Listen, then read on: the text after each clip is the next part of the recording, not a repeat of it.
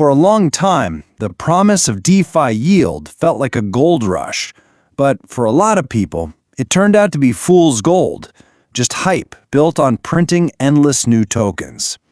While everyone was chasing those crazy numbers, a quiet revolution was happening. A return to, actual economics. So today, we're going to dig into that shift, from the wild speculation to building real value.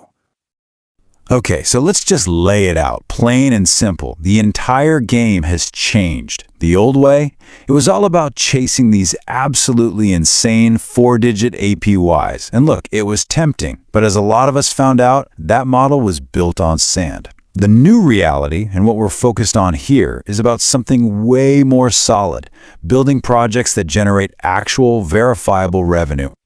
To really get where we're going, we first have to be honest about where we've been. So let's break down that old model that really defined DeFi's early, kind of chaotic days. A model that, let's be real, often got labeled Ponzinomics for a reason. So where did those massive yields even come from? Well, it wasn't some kind of financial wizardry. In almost every case, the protocol was just firing up its own token printer and handing out those new tokens as rewards. This wasn't really yield, not in the traditional sense. It was just a fancy way of diluting everyone. And it's created this really fragile loop, right? New money would rush in, chasing that high APY. To pay that APY, the protocol would just print a ton of its own tokens.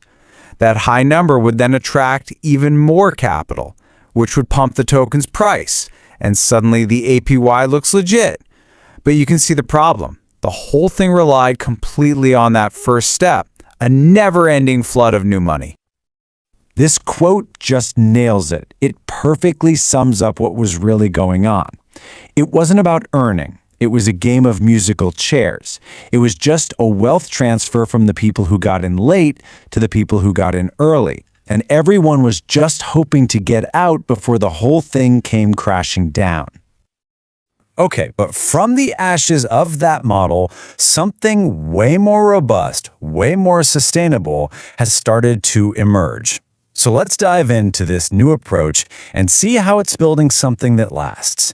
Basically, by going back to some really simple, powerful basics. And this is the absolute core concept, real yield. It's not complicated. It's just profit.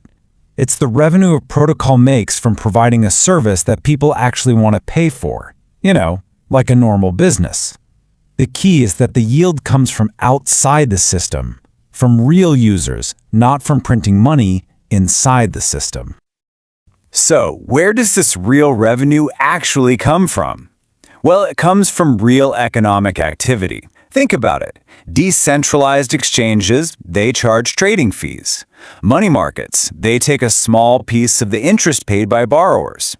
Liquid staking protocols, they charge a tiny fee to manage staking rewards. In every single one of these cases, users are paying for a service they find valuable. And this right here, this is the whole thing. This is the distinction you have to make. Is the value coming from people using a product, or is it coming from an inflationary token that's just there to lure in more liquidity? One of those is a sustainable business model. The other is basically a marketing budget that's going to run out. All right, so knowing the difference is one thing, but being able to actually spot it out there in the wild is something else entirely. So let's build a practical framework.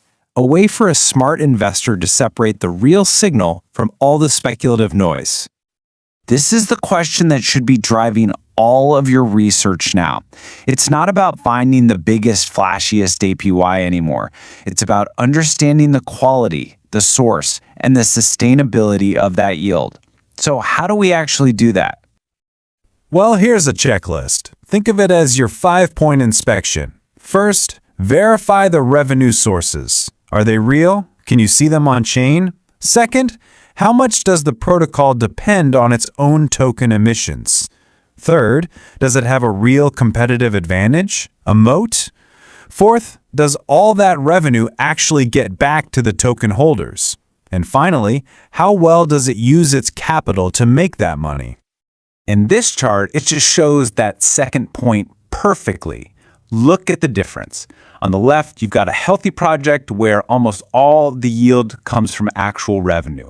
On the right, you've got the old model, where it's almost entirely propped up by printing new tokens. The difference is night and day, and it's exactly what you should be looking for. And that brings us to that critical fourth step, value accrual. Look, it's not enough for a protocol to just make money.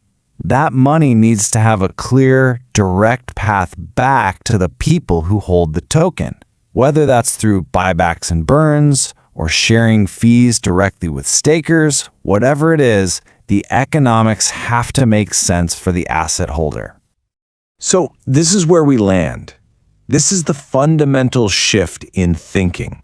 The DeFi space is growing up, and the investors who are going to win are the ones who stop chasing phantom numbers and start thinking like business analysts. They're going to be the ones asking the right questions. And the most important question you can ask is no longer how high is the yield, but where does it come from? Because in this new world, that's the only thing that matters.